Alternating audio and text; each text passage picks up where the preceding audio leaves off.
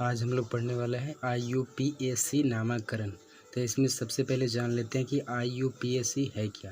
तो IUPAC का मतलब होता है international union for pure and applied chemistry.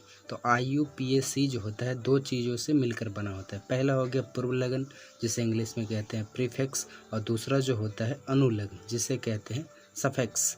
यानी कि पूर्व लग्न और जब अनुलग्न मिलता है तब किसका निर्माण होता है, IUPAC का नामकरण होता है। जैसे देख लेते हैं, जैसे कार्बन की मात्रा जितना होगा और जितना इसका बॉन्डिंग होगा, दोनों को मिला करके जब बनाते हैं तब इसका निर्माण होता है IUPAC का नामकरण। यानी कि सबसे पहले देखते हैं, अगर एक कार्बन रहेगा तो उसे मीथ कहते हैं, यानी कि मेथ भी कहते हैं। अगर दो कार्बन रहेगा तो उसे एथ कहा जाता है। अगर कार्बन की 3 मात्रा रहेगी तो इसे प्रोप कहते हैं। कार्बन की 4 मात्रा रहेगी तो इसे ब्यूट कहते हैं। अगर कार्बन की 5 मात्रा रहेगी यानी कि C5 तो इसको पेंट कहा जाता है। C6 को हेक्स कहा जाता है, और C7 को हेप्ट कहा जाता है। C8 को ऑक्ट कहा जाता है। C9 को नॉन कहा जाता है, और C10 को डेक कहा जाता है। अब पढ़ते हैं अनुलग्न के बारे में, जिसको इंग्लिश में सफिक्स कहते हैं। यानी कार्बन के साथ सिंगल बॉन्ड रहेगा तो इसे हम एन कहते हैं। यानी कार्बन के साथ जब डबल बॉन्ड रहेगा तो इसे इन कहते हैं। यानी कि कार्बन के साथ जब ट्रिपल बॉन्ड रहेगा तो इसे आइन पढ़ते हैं।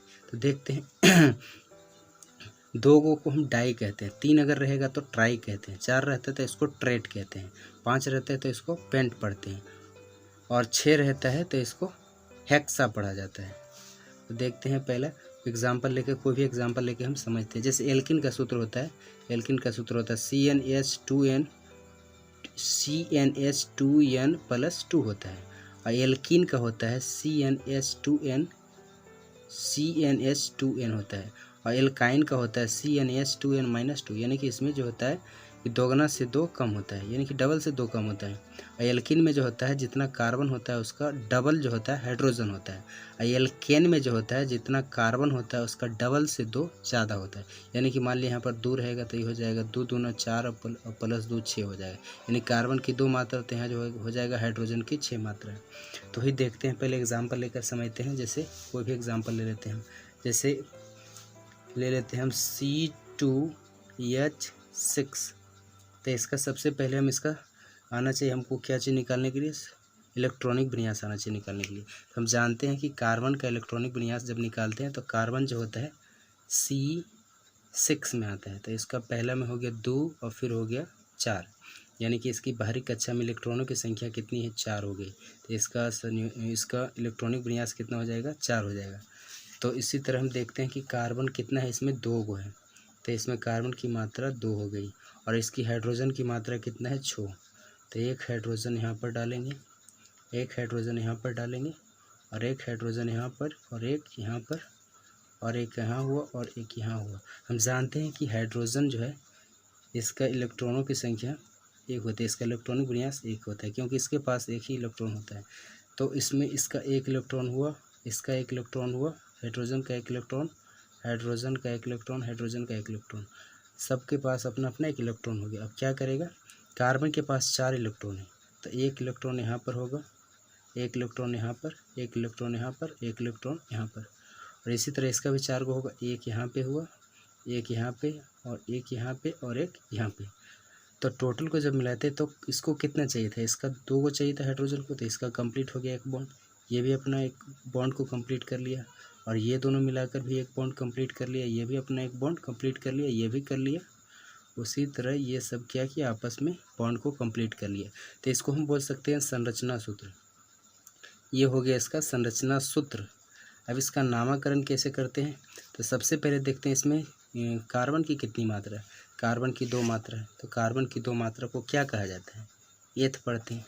कार्बन की 2 मात्रा को क्या कहते हैं, एथ कहते हैं। तो ये हो गया एथ, और प्लस इसमें कितना बॉन्ड है, सिंगल बॉन्ड है, तो सिंगल बॉन्ड को क्या कहते हैं, सिंगल बॉन्ड को कहा जाता है एन कहा जाता है। तो एथ और प्लस क्या हो गया, एन हो गया। तो एथ और प्लस एन क्या हो गया, ये हो गया एथेन, एथ प्लस एन तो एथेन हो गया।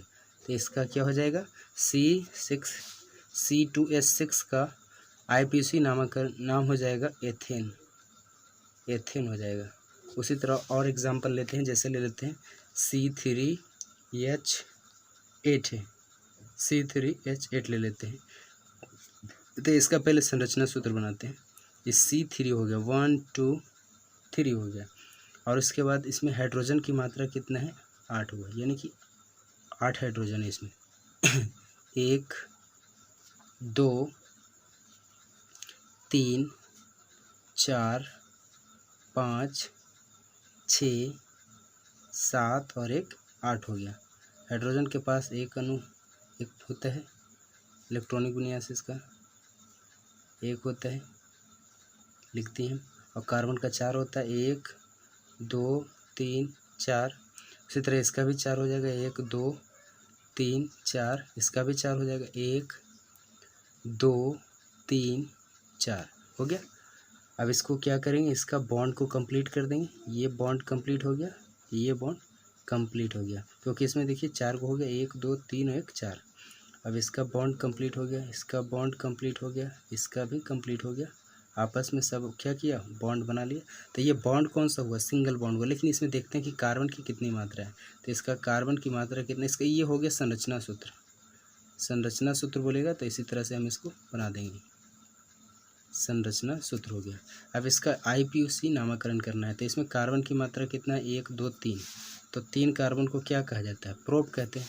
तो यहाँ पे क्या लिखेंगे, लिखेंगे प्रोप और प्लस जो अनुलग्न होता है, पूर्व लग्न जो होता है उसको पहले लिखते हैं। तो ये हो गया, जो कार्बन की मात्रा होता है उसे पूर्व लग्न कहा जाता है। तो पूर्व लग्न को पहले लिखते हैं, जो अनुलग्न होता है सफिक्स उसको बाद में लिखा जाता है। जिसमें मतलब देखते हैं कि कौन सा बॉन्ड बना रहा है, single bond, double bond, triple bond, उसी के अनुसार इसका नाम रखते हैं। अगर सिंगल बॉन्ड बनाएगा तो एन रखेंगे, डबल बॉन्ड बनाएगा तो इसको इन रखेंगे, और ट्रिपल बॉन्ड बनाएगा तो इसको क्या बोलेंगे, आइन कहेंगे। तो यहाँ पर सिंगल बॉन्ड बना रहा है, तो सिंगल बॉन्ड बना रहा है तो इसको हम क्या बोलते हैं, इसको एन कहते हैं। तो इसके जगह पर क्या लिख देंगे, एन लिख देंगे। तो ये हो जाएगा, यहाँ पर सिंगल बॉन्ड बना रहा है ये सब, इसीलिए इसको क्या लिख दिए, एन लिख दिए। तो ये हो गया प्रोप प्लस एन, तो ये हो जाएगा प्रोपेन, ये हो जाएगा प्रोपेन हो जाएगा। इसी तरह हो गया। अब नेक्स्ट देखते हैं और एग्जाम्पल एक और लेते हैं। जैसे ले लेते हैं यहाँ पर, जैसे IUPAC नामकरण में जैसे हाइड्रोकार्बन को 2 पार्ट में डिवाइड करते हैं। संतृप्त हाइड्रोकार्बन, सिंगल बॉन्ड वाला जो होता है उसको संतृप्त कहते हैं। और इसमें जो असंतृप्त होता है इसको 2 पार्ट में बांट देते हैं, एक हो गया डबल बॉन्ड वाला, एक हो गया ट्रिपल बॉन्ड वाला। तो जो सिंगल बॉन्ड वाला होता है उसको एन कहते हैं, डबल बॉन्ड वाला को इन कहते हैं, और ट्रिपल बॉन्ड वाला को आइन कहते हैं। देखते हैं अगला एग्जाम्पल लेकर के। जैसे हम ले लेते हैं C2H4, यानी कि कार्बन 2 गो और हाइड्रोजन हो गया 4 गो। इसको बनाते हैं C2, और हाइड्रोजन के हो गया 4 गो। तो एक हाइड्रोजन यहाँ पे डाल देंगे, एक यहाँ पे, और एक यहाँ पे हो गया, और एक यहाँ पे हो गया। अपने इसका लिख दिए, इसका 1 हुआ, 2 3 और एक 4। तो कार्बन के 4 है, चारों डाल देंगे। इसका 1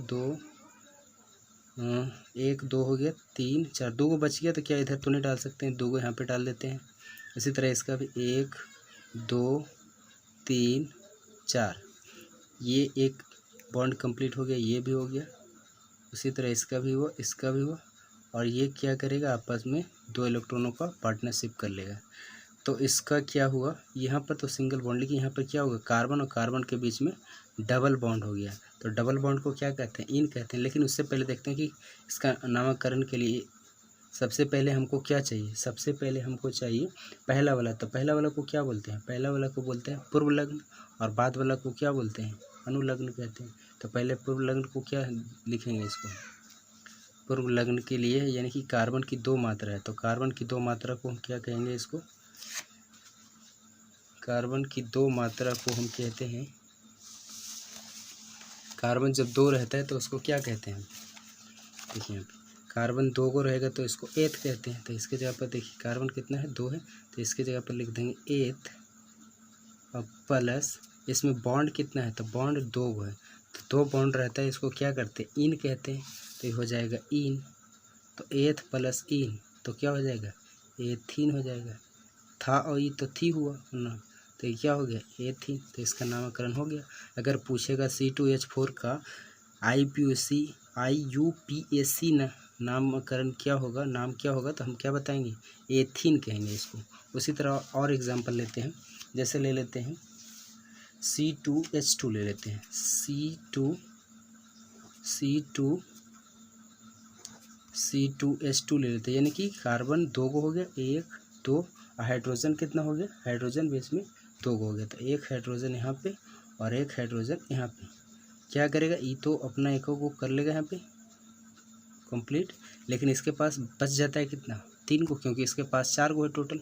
तो एक गो तो यहाँ कर लिया, बच गया 3 गो। तो क्या करेगा, 3 गो पार्टनरशिप करेगा दोनों, 3 गो इसका और 3 गो इसका। तो इसका बॉन्ड ये कंप्लीट हुआ, ये कर लिया, ये भी हो गया और ये भी हो गया। तो इसमें ट्रिपल बॉन्ड है ना, तो इसका नामकरण जब लिखने आएगा, ये हो गया इसका संरचना सूत्र। C2H2 का बोलेगा संरचना सूत्र बनाने के लिए, तो इसी तरह से बना देंगे, संरचना सूत्र हो गया ये इसका। और उसके बाद क्या करेंगे, इसका IUPAC नामकरण करेंगे। तो इसमें देख लेते हैं कि कार्बन की कितनी मात्रा है। कार्बन क्या गो है इसमें, तो कार्बन 2 गो है, कार्बन 2 रहता है, इसको हम क्या बोलते हैं, एथ कहते हैं। तो क्या लिखेंगे हम यहाँ पे, एथ लिख देंगे। अब प्लस, ये तो हो गया अनुलग्न, ये हो गया हमारा पूर्व लग्न, और अनुलग्न तो अभी बाकी पीछे वाला, यानी कि ये प्रीफिक्स हुआ और सफिक्स अभी लिखना बाकी है। तो इसको क्या लिखेंगे, पीछे वाले को, यानी देख लेते हैं कितना बॉन्ड है।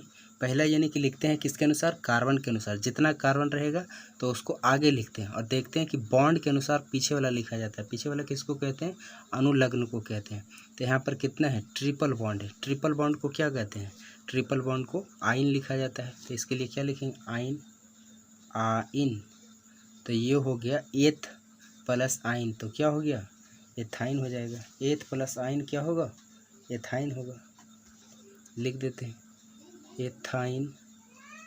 इसी तरह से और कुछ भी रहेगा उसको हम क्या कर सकते हैं, बना सकते हैं। कोई दिक्कत है तो नहीं होना चाहिए, दिक्कत तो नहीं होना चाहिए।